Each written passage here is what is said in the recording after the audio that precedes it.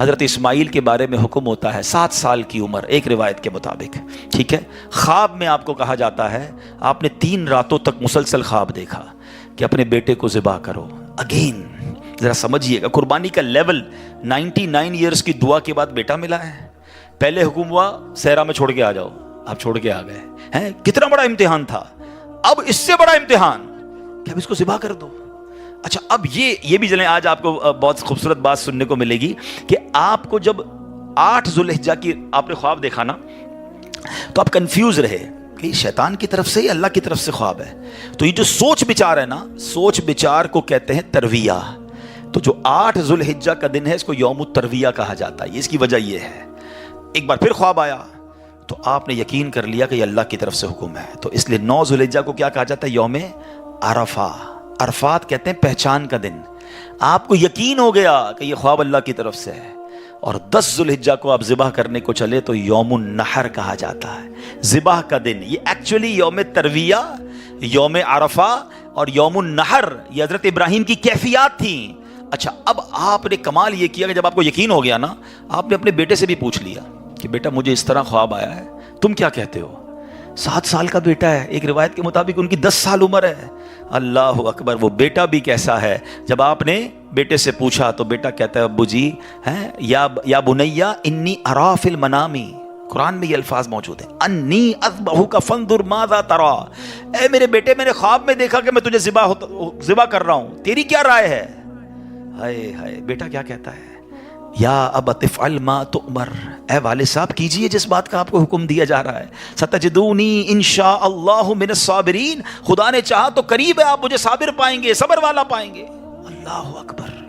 اور ایسا ہی ہوا، آپ اپنے بیٹے کو لے کے جا رہے ہیں، آپ نے اپنی بیوی ہاجرہ کو کہا اس کو تیار کر دو میں کہیں لے جا رہا ہوں، بتایا نہیں ماں کو، انہوں نے بڑا تیار کیا ان کو۔ آگے گئے تو اب شیطان اتنی بڑی قربانی کو کیسے ہضم کرتا، فوراً گیا بی بی ہاجرہ کے پاس، اے ہاجرہ پتہ ہے تمہارے شوہر کہاں جا رہے ہیں آپ کے بیٹے کو لے کر؟ کہاں جا رہے ہیں؟ کہا ذبح کرنے جا رہے ہیں۔ کہا نہیں وہ تو کسی سے ملانے لے جا رہے ہیں، تیار کر کے لے گئے۔ کہا نہیں وہ ذبح کرنے جا رہے ہیں۔ کہا باپ بھی بیٹے کو ذبح کرتا ہے؟ بی بی ہاجرہ کہتی ہیں۔ اب شیطان کہتا ہے کہ ہاں اس لیے کر رہے ہیں کہ اللہ کا حکم ہے۔ کہا اللہ کا حکم ہے؟ پھر ٹھیک ہے میں راضی ہوں۔ ہائے ہائے ہائے، رب کا حکم ہے نا، کیسی ماں تھی، کہتی پھر میں راضی ہوں۔ شیطان کا ادھر بس چلا نہیں، حضرت اسماعیل کے پاس پہنچ گئے۔ کہا اے بیٹے تمہیں پتا ہے تمہارے ابو کہاں لے جا رہے ہیں؟ کہا ابو کہیں لے جا رہے ہیں مجھے۔ کہا تمہیں ذبح کرنے لے جا رہے ہیں؟ کہا کوئی باپ بھی بیٹے کو ذبح کرتا ہے؟ کہا ہاں اللہ کا حکم ہے۔ کہا اللہ کا حکم ہے پھر میں بھی راضی ہوں۔ سبحان اللہ۔ اب جب حضرت اسماعیل نے حضرت ابراہیم کو پتہ ہے کیا کہا کہ والد صاحب اب آپ ذبح کرنے لگے نا، 2-3 میری گزارشات ہیں، ذرا مجھے اچھے طریقے سے باندھ دیجیے گا، کہ ایسا نہ ہو کہ جب مجھے آپ ذبح کریں تو میں زیادہ تڑپوں تو میرے خون کے چھینٹے آپ کے کپڑوں پر گریں گے تو آپ کے کپڑے خراب ہو جائیں گے۔ چھری کو ذرا تیز کر لیجیے گا تاکہ مجھے تکلیف کم ہو، مجھے الٹا لٹا کے ذبح کیجیے گا تاکہ آپ میرا چہرہ نہیں دیکھ سکیں گے، اور ہاں یہ جو میرا کرتا ہے نا میری ماں کو دے دیجیے گا تاکہ اس کو بیچاری کو تسلی ہو جائے۔ کیا دنیا نے ایسی قربانی دیکھی ہے؟ اب سنو، حضرت ابراہیم نے بالکل ویسا ہی کیا، آپ کو باندھ بھی دیا، آپ کو لٹا بھی دیا، اور آپ نے چھری چلا بھی دی۔ چھری کا کام کاٹنا ہے، اللہ چاہے تو چھری نے کام نہیں کرنا نا، آپ نے اپنا کام پورا کر دیا، وہ تو کر چکے جو کرنی بشر کی ہے۔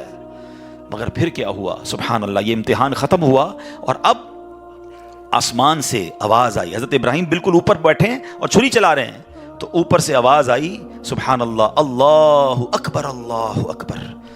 آپ نے جب سر اٹھایا تو دیکھا جبریل امین جنت سے مینڈھا دمبا لے کر آ رہے ہیں، تو آپ سمجھ گئے میرے امتحان کا وقت پورا ہو گیا ہے۔ بے شاختہ آپ کی زبان سے نکلا لا الہ الا اللہ واللہ اکبر۔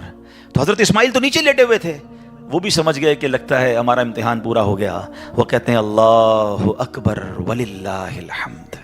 یہ جو عید والے دن تسبیح پڑھتے ہیں نا، کیا یونیک تسبیح ہے، کیا یونیک تکبیر ہے، کن 3 شخصیتوں کی زبان سے نکلا ہے۔ پہلا پارٹ حضرت جبریل کی آواز میں، is the middle part of that تکبیر حضرت ابراہیم نے ادا کیا ہے، اور آخری حصہ ہے حضرت اسماعیل کی زبانی۔ ذرا سوچو تو صحیح کیسا منظر ہوگا، ذرا مل کے تکبیر پڑھیں اور اس منظر کو یاد کریں۔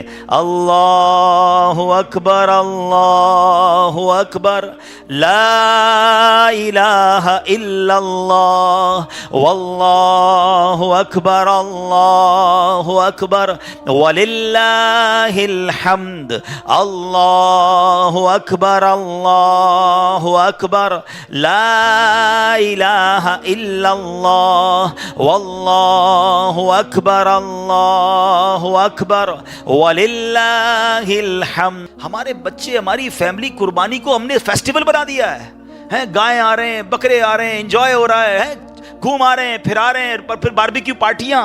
کبھی تو یاد کرو یار کیا ہوا تھا، یہ کیوں کر رہے ہیں قربانی، یہ کیسی قربانی کی داستان ہے، کب بتائیں گے ہم، کب اس کو سوچے تو صحیح۔ ہمیں خدا کی قسم ایک بار ان کو، ہمیں زندگی میں اگر ہمیں بھی یہ کہہ دیا جائے کہ چلو ہر سال نہیں، زندگی میں ایک بار آپ بھی اپنا ایک بچہ ذبح کرو، کیا حال ہوگا؟ کتنی بڑی آسانی، بکرے کاٹو، گائے کاٹو، خود ہی کھاؤ، انجوائے کرو۔ شریعت نے کتنا آسانی کر دی ہم پر، لیکن اس قربانی کو تو یاد کریں نا۔ اور پھر اس سے سیکھنے کو کیا ملا کہ یہ وہ لوگ تھے کہ جن کی ان واقعات کو پڑھ کر کبھی تو احساس ہو یار کہ کبھی مال کی قربانی دینی پڑے تو میں حاضر، کبھی وقت کی قربانی دینی پڑے تو میں حاضر، کبھی اپنی خواہشات کی، اپنی ڈیزائرز کی قربانی دینی پڑے تو میں اللہ کے لیے دوں گا۔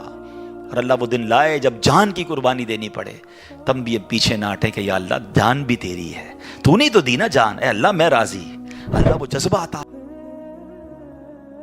ویڈیو دیکھنے کا شکریہ۔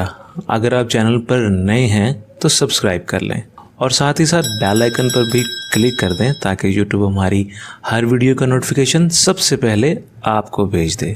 جزاک اللہ۔